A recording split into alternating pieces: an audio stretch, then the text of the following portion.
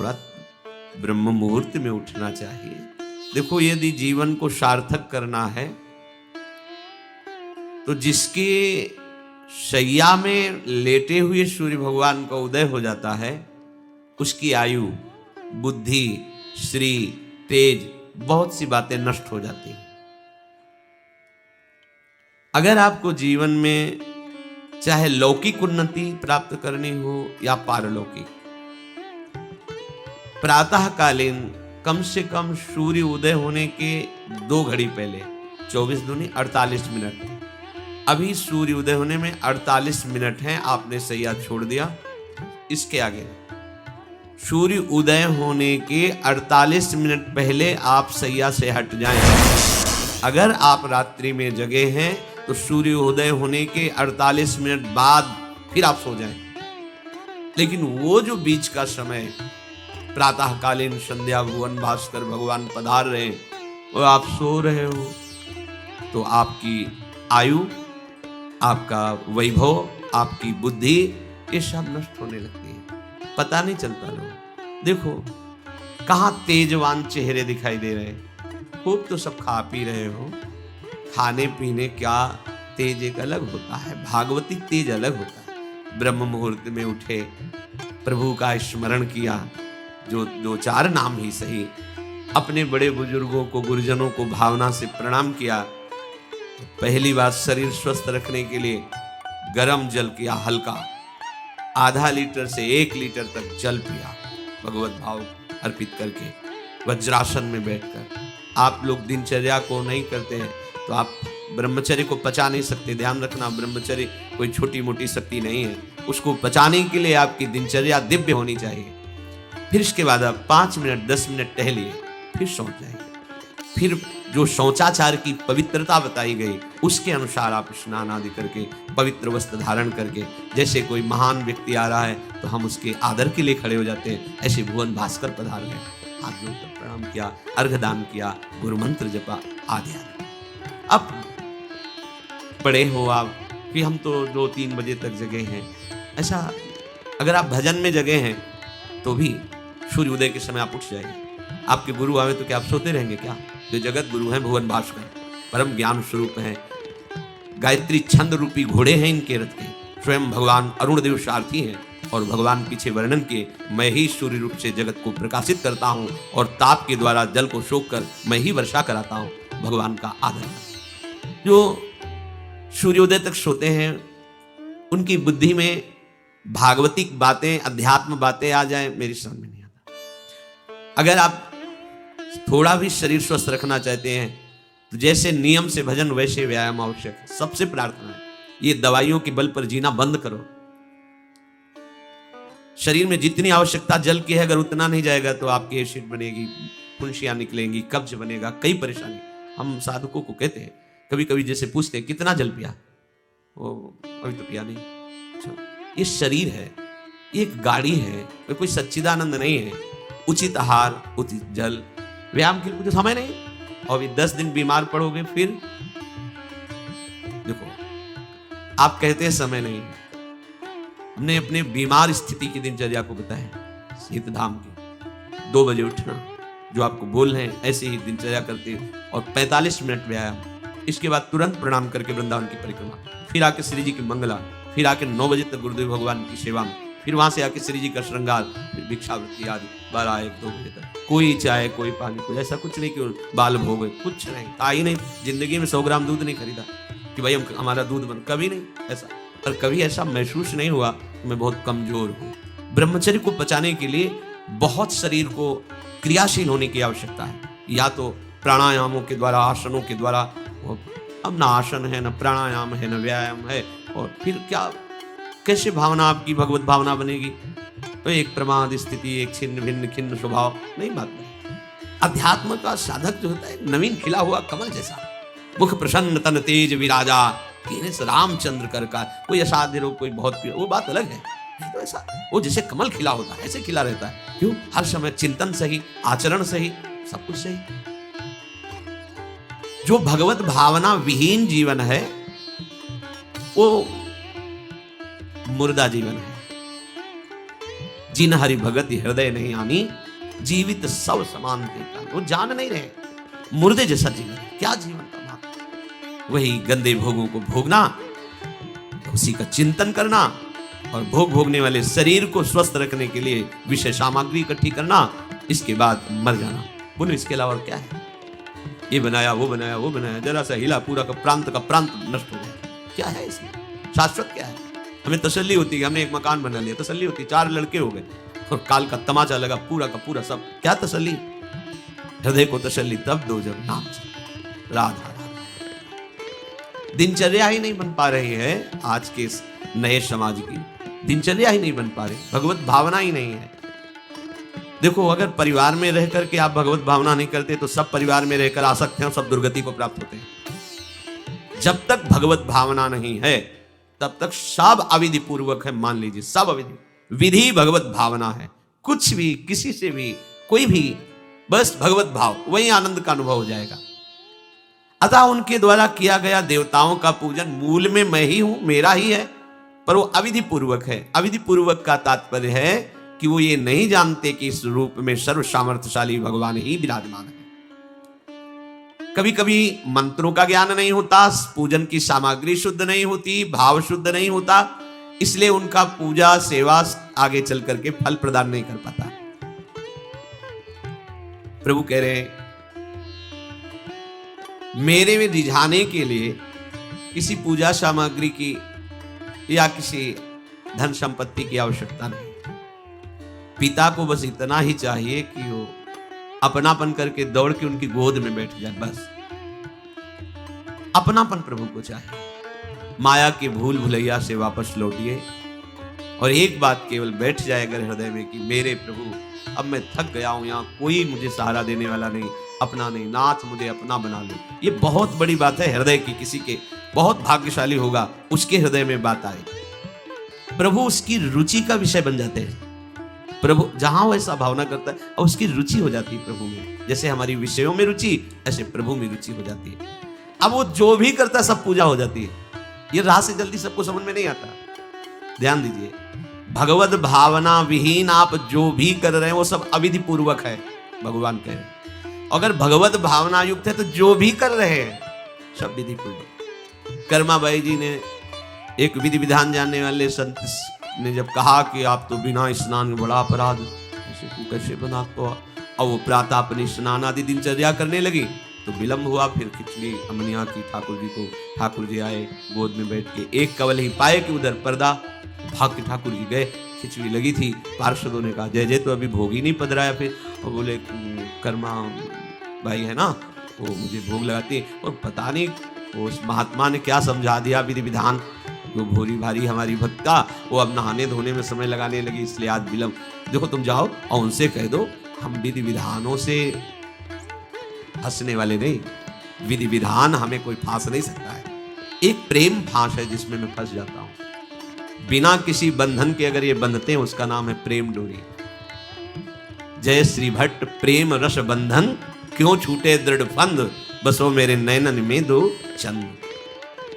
ये बात सबकी समझ। जाओ उनको कह दो जैसे वो बनाती थी वैसे। पूरा अविधि है। अगर शास्त्रीय सिद्धांत से दे देखो अविधि है, पर वो महान विधि है जो भगवान को आसक्त कर लिया। कौन सी विधि? मेरे अपने प्रभु, मेरे प्यारे रात में भूखे रहते होंगे, ये भाव। भगवत भाव विहीन जितना जो कुछ आप कहोगे कि कैसे अविधि पूर्वक भगवान कह रहे हैं। देखो, जब मथुरा के ब्राह्मणों को भगवत पार्षद सखाओं ने निवेदन किया कि भगवान श्री कृष्ण और बलराम आज इधर ही गाय चराने आए हैं और वो भूखे हैं, आप थोड़ा सा कुछ भोजन सामग्री दे दीजिए। ऐसे देखा कि ग्वारिया है, बात ही नहीं की, अधिकारी ही नहीं समझा, बात का अधिकारी नहीं समझा। ऐसा नहीं कि इनको पता न चला हो कि भगवान का अवतार है, क्योंकि जब भगवान अवतरित हुए सबको पता था कि भगवान अवतरित हुए हैं। प्रायः सबको पता था, सबको। जैसे वायु शीतल चलती तो सबके अंगों में लगती है, इसलिए महान प्रकृति उल्लसित होकर नृत्य कर रही थी आनंद में जब भगवान का प्रादुर्भाव हुआ। और उन्होंने बाद में स्वीकार किया कि मैंने महापुरुषों से सुना था कि भगवान पधारे हैं। और मेरा कितना दुर्भाग्य कि वो स्वयं यज्ञ भोक्ता भगवान आगे जैसे कह रहे, आम ही सर्व यज्ञानाम भोक्ता च प्रभुरेव च, समस्त यज्ञों का भोक्ता मैं हूं। स्वयं समस्त यज्ञों की भोक्ता मांग रहे हैं और वो यज्ञ करने वाले ब्राह्मण अनादर कर रहे हैं। हुई ना विधि, और उन्होंने स्वीकार किया है कि मुझे चारों वेदों का ज्ञान है, गायत्री का अनुष्ठान, त्रिकाल संध्या, जितना भी शास्त्रीय सिद्धांत सब पालन करता हूं, पर सबके लिए उन्होंने एक शब्द प्रयोग किया, धिक्कार है मेरे ज्ञान को, धिक्कार है मेरी पवित्रता को, धिक्कार है। स्वयं यज्ञ भोक्ता भगवान मांगे और हमने बात भी नहीं की, पर अहो भाग्य हमारे कि हमारी पत्नियां ऐसी निकली जो हमारी बात बन गई, भगवत साक्षात्कार करने वाली। वहां कौन सी विधान का पालन कर रही? एक ही विधान केवल, अपने श्याम सुंदर मेरे प्रभु की चर्चा सुनकर प्रभु में आसक्ति हुई, आसक्ति ने प्रभु का साक्षात्कार करा दिया। भगवत भावना विहीन बड़े से बड़ा कार्य प्रभु को बिल्कुल पसंद नहीं। दुर्योधन ने दुशासन के महल में ऐसी भोग सामग्रियों का रचना करवाया था कि देवराज इंद्र भी ललचा जाए, और मूल उद्देश्य था कि श्री कृष्ण को रिझा लेंगे, अपने पक्ष में कर लेंगे। प्रभु ने उनसे वार्ता जब संधि की तो उन्होंने कहा कि बिना युद्ध के 5 गांव की बात किया, सुई के अग्रभाग भी नहीं दे सकता, सुई के अग्रभाग भर भी जमीन नहीं दे सकता, 5 गांव की। भगवान ने कहा था ऐसा करो, तुम हस्तिनापुर के चक्रवर्ती सम्राट पर बैठे रहो, 5 गांव दे दो पांडवों को, मेरे भक्त हैं, मेरा आदेश पालन कर। उनका सूजी अग्रे न केशवा, सुई की नोक भर। भगवान चलने लगे तो कहा आओ प्रसाद पा लीजिए, भोग पा लीजिए, आइए महल में। तो उनका पाया वहां जाता है। यदि पवाने वाले में प्रीति हो या पाने वाले को मिलता ना हो, बहुत भूखा हो, मेरे को भूख नहीं है, तेरे में प्रीति नहीं है, चल दिए भगवान उधर गए भी नहीं, और गए का भगवत भाव भावित विदुर जी के घर, वहां मांग करके छिलके पाए। देखो छिलके पवाना विधि है, अविधि है। अभी सेवा अपराध में सुन रहे थे ना, हाँ, अच्छा से अच्छा पदार्थ प्रभु को पवाना, और वो अच्छा पदार्थ तो फेंक रही है और छिलका पवा रहे, अविधि है, पूरी अविधि है। लेकिन यही सही विधि है, क्योंकि वो है ही नहीं भाव में इतनी ऊंचाई पर डूबी। उन्हें कोई जैसी विदुरानी जी वैसे ही लालजू महाराज पा रहे, उनको भी शुद्ध नहीं हो, कह रहे वाह बहुत सुंदर, बहुत स्वादिष्ट। वो भाव पवा रही तो वो भी भाव का स्वाद ले रहे। अपने उपास्य देव में प्रियता हो जाना ये सारी विधि है।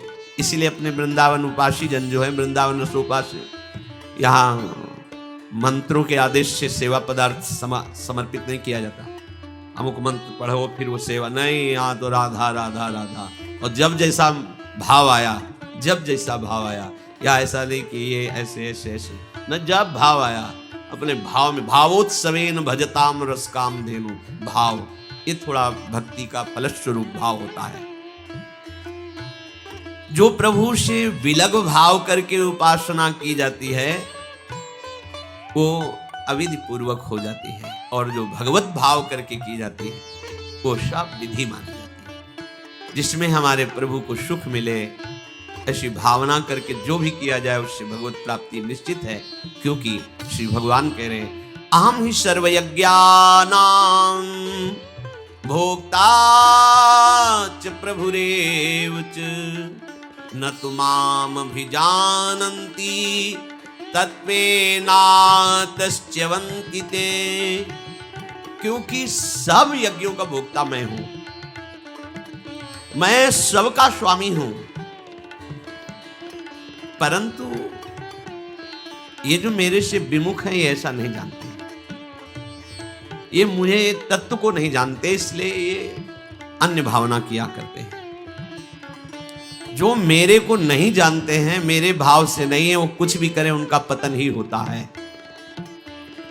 बात इसमें यह है कि जब अविनाशी नित्य चिदानंद भाव ही नहीं है तो विनाशी खेल में सत्य भाव से लगोगे तो तुम अविनाशी का विनाश ना होते हुए भी विनाश की सारी लीला सहनी पड़ेगी। जैसे आत्मस्वरूप जो हमारा स्वरूप है, उसमें किसी शस्त्र का, मंत्र का, किसी भी दैवी शक्ति का कोई भी बस नहीं है। जो हमारा आत्मस्वरूप है कि मंत्रवेत्ता कोई भस्म कर दे, किसी दिव्यास्त्र का संधान करके हमारी आत्मा को छेद भेद दे, अक्लेद्य है, अशोष्य है, अदाय है, फिर भी हम जलन का अनुभव करते हैं अंतर और बाहर से भी। क्यों? वहां तो बता रहे हैं कि अदाय है, कोई भी ताप आत्मा को स्पर्श नहीं कर सकता, फिर ये जलन क्यों होती है? लगता तो हमें ही कि मैं अंदर से जल रहा हूं या बाहर से शरीर में अग्नि आदि छू जाए तो ताप लगेगा, क्योंकि हम अपने अविनाशी भाव में नहीं हैं। ध्यान दीजिए, अविनाशी होते हुए भी अविनाशी भाव में ना होने के कारण मुझ अविनाशी तत्व को विनाश की पूरी लीला सहनी पड़ती है, पूरे कष्ट सहने पड़ते हैं। नहीं सहने पड़ते? देखो आप, जन्म मरण मेरा थोड़ी होता है, मेरा स्वरूप नैनम छिन्नन्ति शस्त्राणि नैनम दहति पावकः न चैनम क्लेदयन्त्यापो न शोषयति मारुता, पर हो रहा है। हम जल में डूब के मर सकते हैं, हम वायु के प्रवाह में, हम नाना प्रकार के दुखों के प्रवाह में। क्या हुआ? बोले चूंकि तुम अपने अविनाशी स्वरूप भाव से बिलग हो। समझ गए? वही बात यहां श्री भगवान कह रहे हैं कि यदि तुम ये भाव नहीं समझ पा रहे कि सबका भोक्ता मैं ही हूं, सब यज्ञ जितने भी साधन सबका फल प्रभु ही है, मैं सबका स्वामी हूं, जो मेरे को तत्व से नहीं जानते हैं, मेरे पर भाव नहीं करते, उनका पतन ही होता है। कारण ये अविनाशी भाव ना होने के कारण, विनाशी में सत्यत्व भाव होने के कारण परिणामता कुछ हाथ नहीं लगेगा, केवल नाश ही नाश। जब हम प्रभु की तरफ चलते हैं तो उसमें प्रधानता होती किसी संत या शास्त्र के वचन। ऐसे आप चल ही नहीं सकते। कभी भी कहीं भी कोई भी प्रभु की तरफ चलेगा, पहला कदम चला होगा तो किसी न किसी संत के वचन सुने होंगे या शास्त्र के वचन, दोनों एक ही बात है। जो संत भगवंत की वाणी है वही शास्त्र है। बिना उनके वचन सुने परमार्थ का पता ही नहीं चलता है। तो जब हम प्रभु की तरफ सत्संग सुनकर चलने को होते हैं तो ये दो मुख्य बाधाएं आकर खड़ी हो जाती हैं। भोगों की भोग वृत्ति, संग्रह वृत्ति जो हमारे अंदर रही है, तो वो हमको इतना कमजोर कर देती, लगता है अगर ये चीज नहीं होगी तो हम रह नहीं पाएंगे, ऐसी ऐसी व्यवस्था होगी तो हम नहीं रह पाएंगे। बड़ा कमजोर हो गए अपने लोग। हाँ, ऐसा होना चाहिए, ऐसा होना चाहिए, ऐसा होना चाहिए। भोगों का भोक्ता और भोगों के संग्रह युक्त स्वामी भाव। मेरे पास इतनी खेती, इतना बैंक बैलेंस, इतना परिवार, ऐसा ऐसा, और देखो हमारी दिनचर्या में ऐसा चलता है, हम ये खाते रहें, ऐसे करते रहें, ऐसे, और ये सब होता रहा है। अगर हमें भजन मार्ग में तो ये सुविधा चाहिए, ऐसा ऐसा। इतना कमजोर हो गया है मनुष्य कि वो भोगों की भोगने की वृत्ति और भोगों के संग्रह करने की वृत्ति और भोक्ता और संग्रहित वस्तु का स्वामी मैं, ऐसा, ये पहली परमार्थ में बाधा वृत्ति है। और ये प्रायः हम सब बड़ी खुशी से बाधा लिए चल रहे हैं। देखो ये बड़ा सूक्ष्म, चूंकि देखो अध्यात्म है, अध्यात्म तो जगत से बिल्कुल ऐसे है। कोई बड़े भाग्यशाली जन होते हैं जो सुनना चाहते हैं, उनसे भी बड़े भाग्यशाली जन होते हैं जो चलना चाहते हैं, उनसे भी बड़े भाग्यशाली जन जो चल रहे हैं, उनसे भी बड़े भाग्यशाली हैं जो महत्व रखकर चलते हुए उसका अनुभव कर रहे हैं। जो अनुभव कर लिए तो सतरति सा लोकान तारयति, वो स्वयं तर जाते हैं, स्वयं तर जाते हैं, लोगों को तार देते हैं।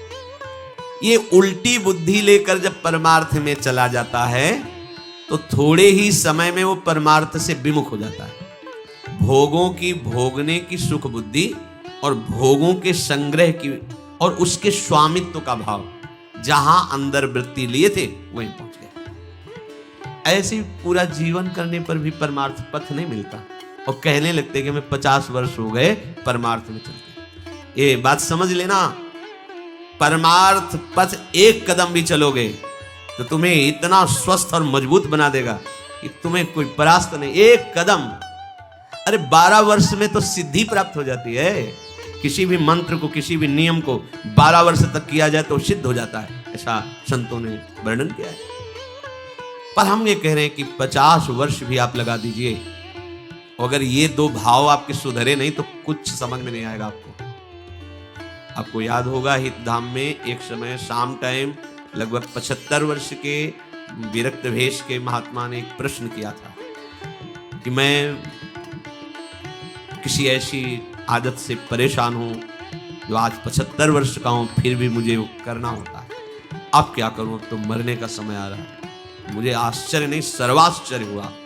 पूरा जीवन भगवत मार्ग में चलने का प्रमाण देने वाला कि मैं भगवत मार्ग का पथिक हूं, 75 वर्ष की अवस्था में वो अपनी उस वृत्ति को नहीं छोड़ पाया जो भगवान से विमुख करती है। अब कहीं डींग अपने लोग हाँक सकते हैं कि इतने वर्ष हो गए परमार्थ।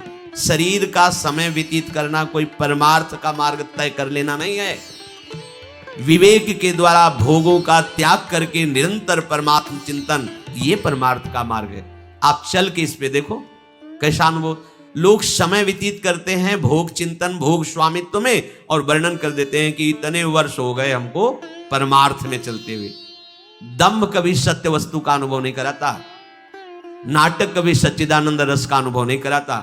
भगवत रसिक जी कह रहे हैं, बिन विवेक वैराग्य भक्ति बिनु सत्य न एको मानो।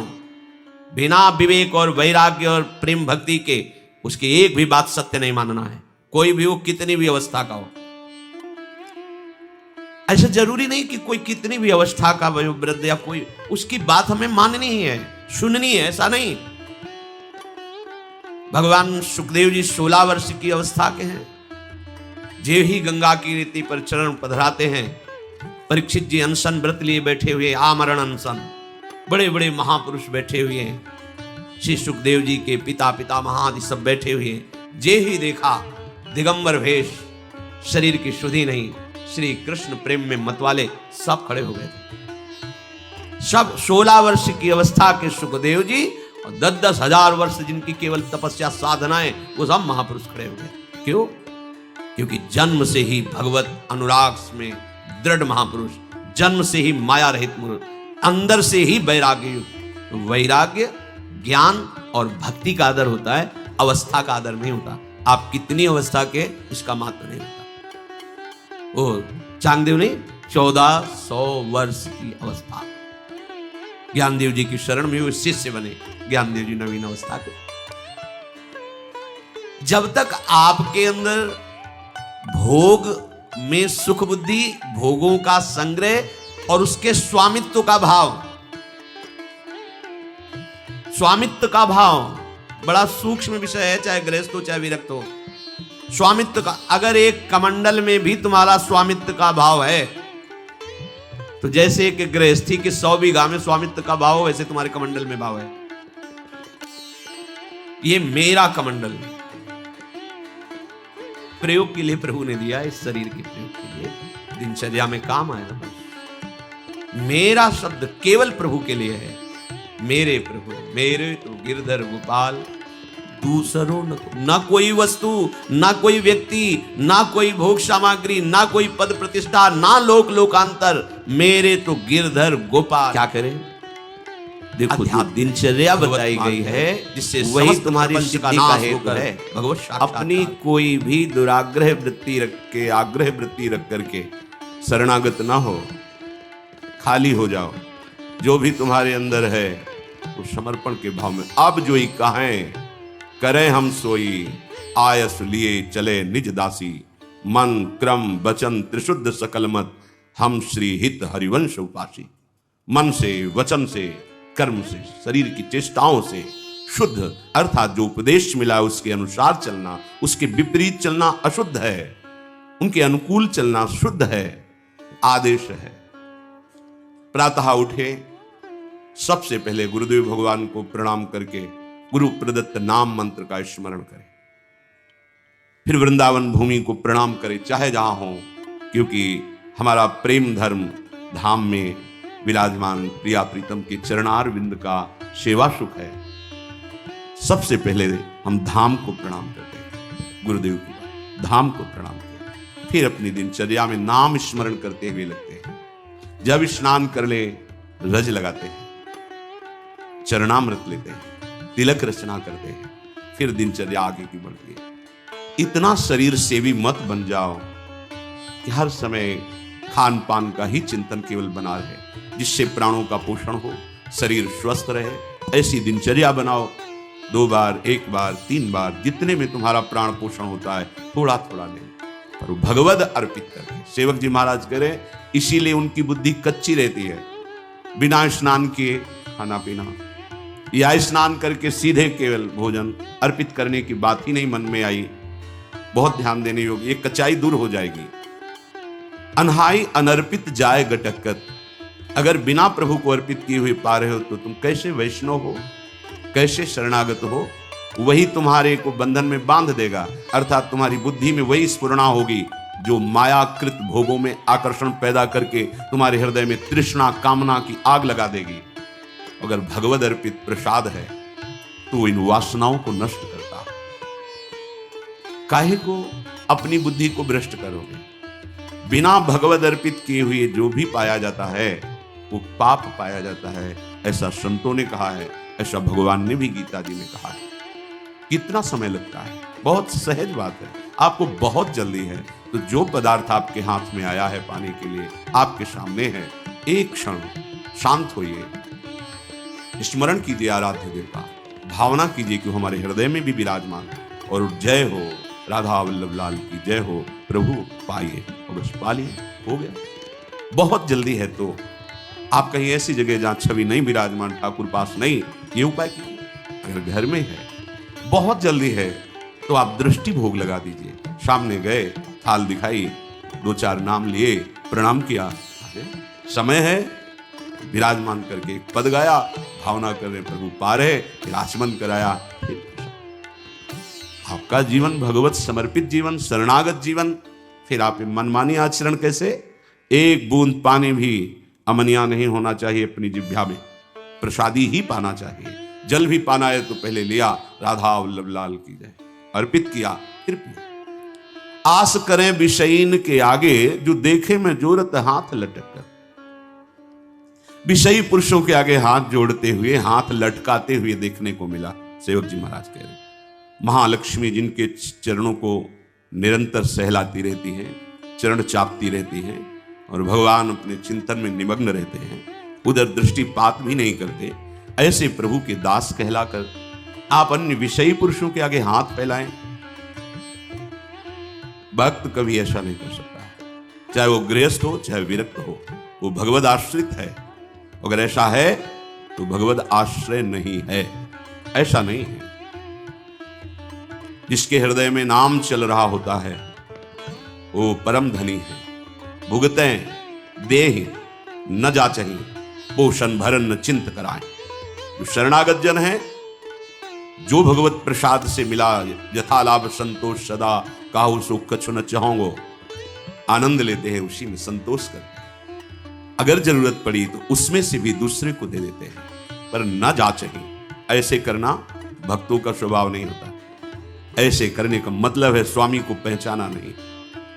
जिनकी तुम शरण में हुए उनको तुमने माना नहीं, ऐसी जरूरत ही नहीं पड़ती। भक्तन पाछे यूं फिरे जीव बछड़ा संगाए, चाहे वो गृहस्थ भक्त हो चाहे विरक्त भक्त हो। आस करें विषयीन के आगे, ऐसे करके मांगना, ये ना शरणागति का लक्षण है, ना ये किसी उपासना का भाव, ये केवल वासना है, वासना।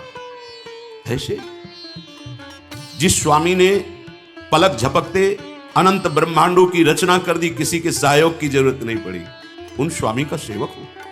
अगर वो आज हमें भूखा रखना चाहते हैं तो हम विविध प्रकार के पदार्थों के पाने से जो सुख होता है उससे भी अधिक सुखी रहेंगे। आज हमारे स्वामी की इच्छा है आज हम भूखे रहे, हमें नहीं चाहिए 56 भोग। अगर हमारे स्वामी की इच्छा है नमक रोटी, वो हमारे लिए अमृत है। विश्वास करो, राजी होना सीखो अपने प्रभु के विधान में, जीवन मंगलमय हो जाएगा। ये आवश्यकताएं, ये चाह, ये वासनाएं इतनी मत बढ़ा लो कि तुम प्रभु को भूल जाओ और संसार की इस भूल भुलैया में भटक पड़ो। ये भटकन मिटाने के लिए मनुष्य जीवन मिला है। केति का आयु केतिक सो जीवन, काहे विनाशत काज हटकत। अरे भाई, कितनी आयु है तुम्हारी? शरीर तो छूटेगा ना। कितना जीवन है तुम्हारा? इसे तुम कलंक लगा रहे हो शरणागति में, दूसरे के आगे हाथ जोड़कर मांग करके, अन्य भरोसा करके, अन्य आश्रय रख करके। कितना जीवन है तुम्हारा? और एक सिद्धांत बता दे, यदि आपने चालबाजी से, कपट से जीना सीखा है तो पूरे जीवन इसी से जी पाओगे, दूसरा रास्ता नहीं रहेगा। आपने मांग करके इधर उधर तो ऐसे ही जीवन व्यतीत होगा, वो आप निष्ठा तो वैसे जीवन व्यतीत होगा। तुम जैसे चाहोगे वैसे हरि तुम्हारी व्यवस्था करेगा।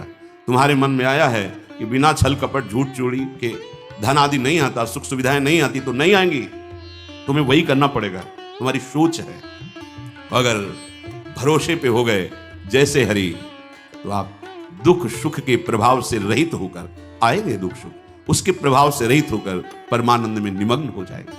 इसलिए विचार करो, केतिक आयु, केतिक जीवन, और ये जीवन मिला है भगवत प्राप्ति के लिए, तो काहे विनाशत काज हटकत, जो आपका प्रधान कार्य है भगवत आश्रय, भगवत प्रेम, क्यों उसका विनाश कर रहे हो? उस आश्रय का नाश क्यों कर रहे हो किसी व्यक्ति के आगे हाथ जोड़कर? वासनाओं की पूर्ति के लिए नहीं, भगवत भाव से तो सबको प्रणाम है, लेकिन आस रखकर, आस करें विषयन के आगे। अगर आस है, ये नहीं, ये जीवन में कभी नहीं होना चाहिए, चाहे गृहस्थ हो चाहे विरक्त हो।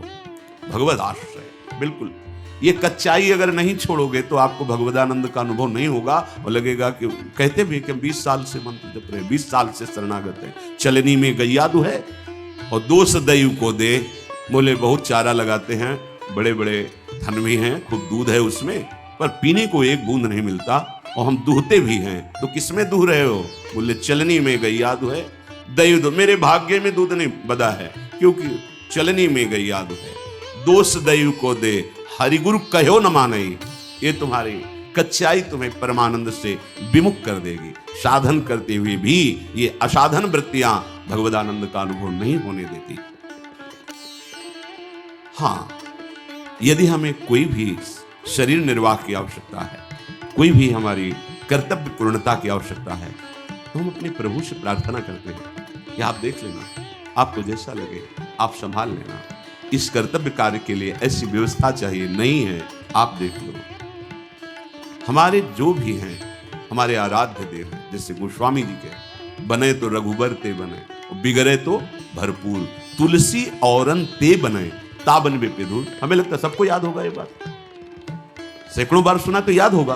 तो याद होने से क्या है, जीवन में उतारिए इसको अपने आराध्य देव से, बस। वो भी थोड़ी कचाई है तब, ये तो कहने की भी जरूरत नहीं, वो सर्वज्ञ हैं, सर्वत्र हैं, सर्वशक्तिमान हैं। अगर वो ऐसे राजी हैं तो हम राजी हैं। बस सबसे बढ़िया सूत्र उपासनक है, जोई जोई प्यारो करे सोई मुझ में। हम राजी उसी में जिसमें तेरी रजा है। तुम राजी हो तो हम राजी हैं। कम से कम ये जन्म तो प्रभु के प्यार में दे के देखो। बहुतों के प्यार में जन्म के जन्म बिता दिए, एक बार हरि प्रेम में ऐसा तो करके देखो, जोई जोई प्यारो करे सोई मुझे भावे। साकत संग अगिन लपट, लपट जरत क्यों संगति की जय, साधु सुबुद्धि समान सुसंतन, जानी के शीतल संगति की जय। एक जु काचे प्रकृति विरुद्ध, प्रकृति विरुद्ध करे तो का की जय, जे आगे के दाझे गए भज पानी में, पानी में आग लगे तो का की जय। बहुत सुंदर सेवक जी महाराज कह रहे हैं, पहले किसी भी व्यक्ति से जिससे मिलना है हमें बहुत सावधान। संग का रंग बहुत जल्दी चढ़ता है, उतरता बहुत मुश्किल से है। आसक्ति होने में देर नहीं लगती, पर आसक्ति है वो जाने में फिर बहुत ही कष्ट होता है। आसक्ति कहीं भी आ सकती है, किसी भी वस्तु व्यक्ति स्थान से आ सकती है, लेकिन जाने में, आसक्ति छोड़ने में जन्म के जन्म व्यतीत हो रहे, नहीं छूट पा रहे। शरीर आसक्ति, भोग आसक्ति, शरीर संबंधियों की आसक्ति। अगर हमें किसी व्यक्ति का संग करना है, संसार में रहना है तो संग होंगे, हम हृदय को बचा के रखें। हृदय पर प्रभाव नहीं पड़ना चाहिए। कोई विषय है, बहिर्मुख है, भगवत विमुख है, आप व्यापारी हो, नौकरी में हो, ऑफिस में हो, तैनात है, आपको बात करना है, व्यवहार करना है, पहले बचना है तो सबसे पहले उस व्यक्ति में भगवत भाव कीजिए। व्यवहारिक जिस कर्तव्य में लगे हो ठीक उतना उत्तर दीजिए, उसको बोलने दीजिए, अंदर से नाम जपिए, आपका कोई नहीं बिगाड़ सकता। अगर आप भगवत विमुख को भगवत भाव रहित तो हो करके संग करोगे तो कह रहे हैं आग की लपट है तुम्हारे सारे सद्गुणों को जला देगी। एक दुर्गुण आया कि उसके भाई काका चाचा सब आ जाते हैं, एक दोष प्रकट हो जाए, ये मानस रोगों में है, एक रोग आ जाए तो सब आ जाएंगे। बहुत सावधान। जो प्रभु का शरणागत नहीं है, अर्थात जो गुरु विमुख है, हरि विमुख है, उसे साकत कहते हैं। साकत संग अगिन्न लपट लपट जरत क्यों संगति की जाए। ये जलती हुई आग है, अगर उसको आपने अपना मित्र बना लिया, स्वीकृति कर ली कि ये हमारा प्यारा मित्र है और वो भगवत विमुख है, नहीं जानता शास्त्र सिद्धांत, नहीं मानता भगवान को, जो नास्तिक प्रवृत्ति का है, भगवत विमुख है, ठीक है आप व्यवहार कार्य में है, सूत्र समझ लो, पहले भगवत भाव करो, उसमें जितना कर्तव्य में आवश्यक है उतनी वार्ता करो, शेष उसको बोलने दो, आप नाम जप करो, बस अलग हो जाओ। तो ये उत्तम स्वभाव हुआ। जो रहीम उत्तम प्रकृति का कर सकत कुसंग, चंदन विष व्यापत नहीं लपटे रहत भुजंग। अगर आपने भगवत भाव नहीं किया, अगर आप नाम जप नहीं कर रहे और ऐसे विमुख का संग किया तो ये आग का संग है, आग का। ये तुम्हारे सद्गुणों को, तुम्हारी भक्ति भाव को ये क्षीण कर देगा, क्षीण कर देगा, पक्का देखा जा रहा है, प्रकट देखा जा रहा है। आप गए और औरों घाले, आप तो नष्ट हुआ ही, और जो उसके मित्र बने वो भी चौपट हो गए, नष्ट हो गए, परमार्थहीन हो गए। आंखों से देख लो। साकत संग, महापुरुष जन बोल, साकत संग अगिन्न लपट लपट जरत क्यों संगति कीजिए। ये लपट है, ज्वाला है, जल जाएंगे तुम्हारे सद्गुण। दूर रहो कुसंग से, जाके संग कुमति मति उपजे, करत भजन में भंग तजोरे मन हरि विमुखन कोशं। जाके प्रिय न राम वैदेही, तजिए ताहि कोटि बैरीशम। यद्यपि परम स्नेही, परम मित्र हो, परम संबंधी हो, तो जाके प्रिय न राम वैदेही, तजिए ताहि कोटि बैरीशम। अगिन लपट लपट जरत क्यों संगति की जाए। वो आग की तरह तुम्हारे हृदय में ऐसा उदय होगा, उसके संग का प्रभाव सब गुरु भक्ति धाम भक्ति नाम जब सब नष्ट हो जाएगा, बिल्कुल पक्का। बहुत सावधानी। भगवान श्री राम के बरुभल बास नरक करता था, दुष्ट संग जनि देई विधाता। भले नरक का वास मिल जाए पर दुष्टों का संग न हो, भगवत विमुखों का संग न हो। साधु सुबुद्धि समान सुसंतन, जान के शीतल संगति की जाए। जान के कहे साधु सुबुद्धि समान, अर्थात साधु का स्वभाव क्या होता है। साधु का स्वभाव होता है चाहे जितना कोई विपरीत परिस्थिति पैदा कर दे, भगवत विस्मरण नहीं होगा उसको। साधु की पहली पहचान। और भगवत स्मरण चल रहा है तो जय है, हर से हरि नाम जपत जय। तो ऐसे जय विजयी पुरुष के साथ रहोगे तो तुम भी विजयी हो जाओगे। काम क्रोध लोभ मोह मद मत्सर नाना प्रकार की दोष सृष्टि करने वाली माया, ये आपके हृदय पर प्रभाव नहीं डाल पाएगी, क्योंकि वो समान समदर्शी महापुरुष होते हैं। वो सुबुद्धि, सुबुद्धि उसे कहते हैं जो भगवत यश गुणगान में मगन रहती। देव सुबुद्धि कृपा करी मोहि, कोई सुगुण माला रचो। जो भगवान के सुंदर गुण लीलाएं हैं वही हमारी वाणी में चलती रहे, ऐसी हमारे हृदय में सुबुद्धि प्रकाश। देव कृपा करी बुद्धि प्रकाश, जस वर्णो हरिवंश विलास। तो जो भगवत गुणगान, भगवत सिद्धांत, भगवत नाम इसी में रमण करते वो साधु हैं। जो समान चित्त है वो साधु हैं। इनकी संगति शीतल है, परम शीतल। और विमुख की जो संगति है वो अग्नि जरत लपट, मानो ज्वालामयी अग्नि भस्म कर देगी तुम्हारे सद्गुणों को, सद्भाव को। साधु सुबुद्धि समान सुसंतन, जान के शीतल संगति कीजिए। किसी की संगति करने के पहले जानकारी करो, ये भगवत शरणागत है, इसकी वाणी शास्त्र सम्मत है, इसके आचरण जो आचार्य परंपरा गुरु परंपरा से है वो सेवित है, फिर संगति करो। पर यहां तो बस हम ऐसी जगह पहुंच जाए जहां हमें कोई ऐसा कुछ कर दे कि हम दुखी हो जाए, ऐसा वो हो जाओगे, वो साधु संगत से हो जाओगे।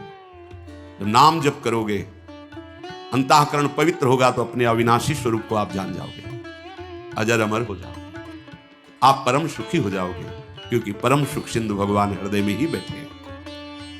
ये जो कच्ची प्रकृति वाले जन होते हैं, ये साधु समागम स्वीकार नहीं करते, शरणागत होकर के भी ऐसे लोगों के पास बैठते हैं जिससे गुरु भक्ति नष्ट हो, धाम भक्ति नष्ट हो, भजन भाव नष्ट हो। ऐसे लोगों के पास उनको रुचि होती है, ऐसे देखा गया है। परम कृपालु गुरुदेव आचार्य देव मंत्र उपदेश करके तुम्हें माया मुक्त करने, तुमने क्या दे दिया उनको?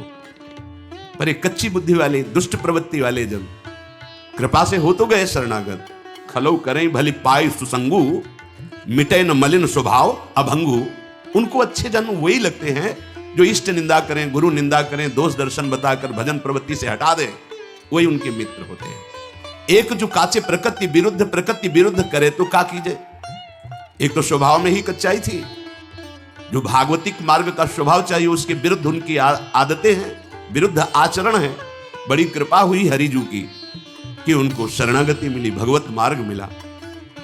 पर वो जैसे एक आदमी आग से बचने के लिए पानी में जाए और पानी में आग लग जाए तो फिर कहां जाए?